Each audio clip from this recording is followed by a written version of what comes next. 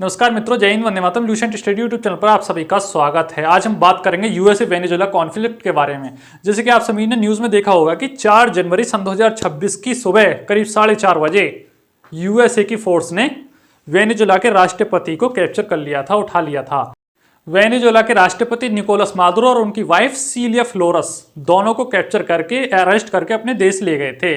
इस अंजाम को देने के लिए अमेरिका ने, यूएसए ने स्पेशल टाइप ऑफ कमांडो की फोर्स भेजी थी, जिसमें बहुत सारे फाइटर जेट्स, लड़ाकू विमान, युद्धपोत, नेवी, बहुत बड़ी सेना भेजी थी इस अंजाम को देने के लिए।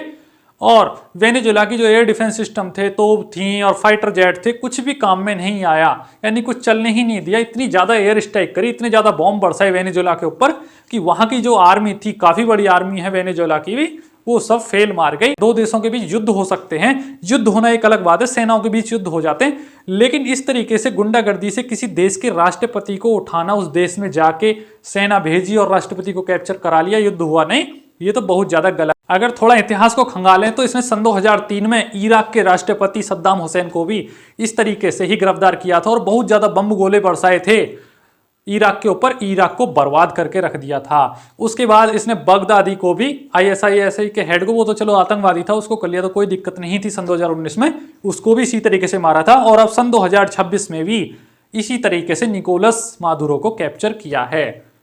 या तो किसी देश के राष्ट्रपति को कैप्चर कर लेता है, या अगर इसकी बात नहीं चले तो उस देश में सत्ता संघर्ष करा देता है। जैसे कि आप सभी ने देखा, बांग्लादेश, श्रीलंका और हमारे आसपास के जितने भी पड़ोसी देश हैं, चाहे पाकिस्तान की बात करो, चाहे नेपाल की बात करो, किस तरीके से सत्ता संघर्ष हुआ है। जनता ने उनके राष्ट्राध्यक्षों को, राष्ट्रपतियों को, बड़े बड़े नेताओं को पीटा है और देश से भगा दिया है। अभी भी फिलहाल में बांग्लादेश की जो प्रधानमंत्री हैं शेख हसीना, वो भारत में रह रही है।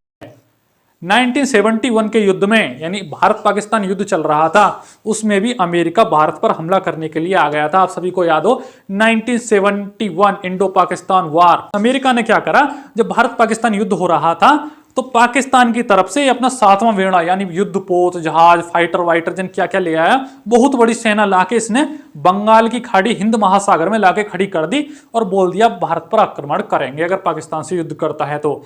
लेकिन जैसे ही हमारे परम मित्र देश रूस को पता चला, रसिया को पता चला कि पाकिस्तान भारत पर आक्रमण करने के लिए आ गया है, तो हमारे मित्र रूस ने भी अपना युद्धपोत, अपनी परमाणु पनडुब्बी वगैरह, परमाणु जहाज जो भी है, सब उसके सामने लाके खड़े कर दिए। अगर तुम भारत पर हमला करोगे तो मैं तुम पर हमला करूंगा, अगर भारत पर हमला होता है तुम कुट के जाओगे हिंद महासागर में ही।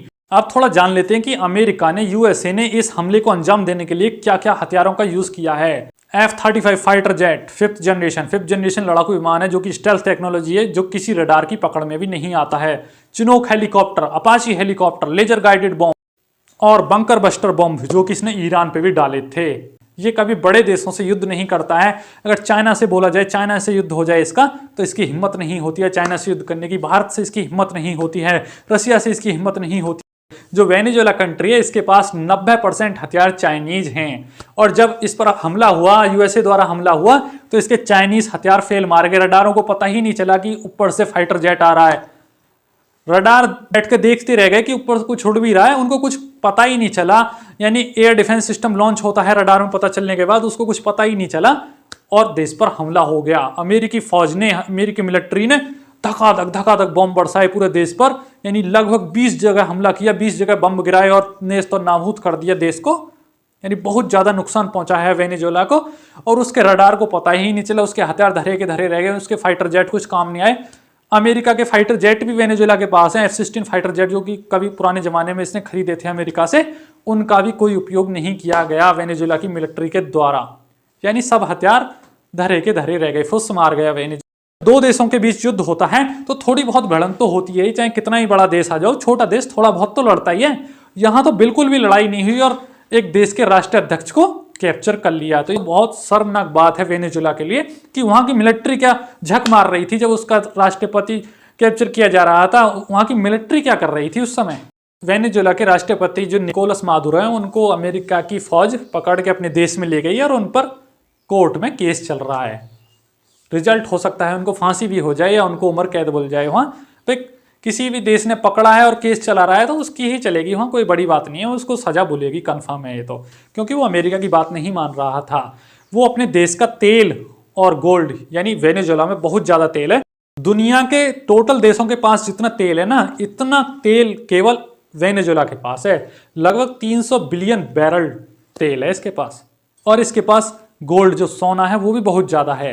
तो अमेरिका की नजर इस देश की सत्ता पे नहीं है, इस देश के तेल यानी ऑयल रिजर्व्स पे और उस सोने पे नजर है भाई। अमेरिका जिस भी देश में तेल होता है वहां पहुंच जाता है। अमेरिका तेल का लालची देश है भाई। अमेरिका को चाहिए अपना फायदा, पैसा चाहिए पैसा।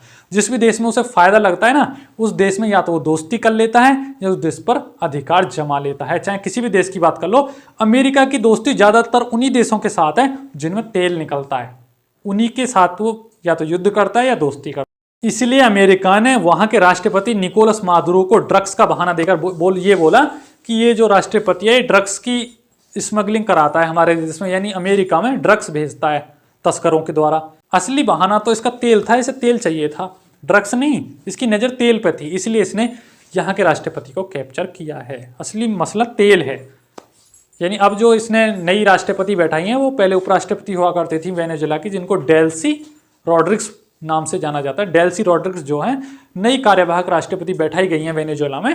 हो सकता है वो अमेरिका से मिल जाएं और अमेरिका इस यहाँ का फायदा उठाए और यहाँ के तेल पर अपना अधिकार जमा ले, क्योंकि अमेरिका की असली नज़र यहाँ के गोल्ड और तेल पर है। तो ऐसी वीडियो देखने के लिए लूसेंट स्टडी यूट्यूब चैनल को शेयर करें, सब्सक्राइब करें और अपना सपोर्ट बनाए रखें। जय हिंद, वंदे मातरम।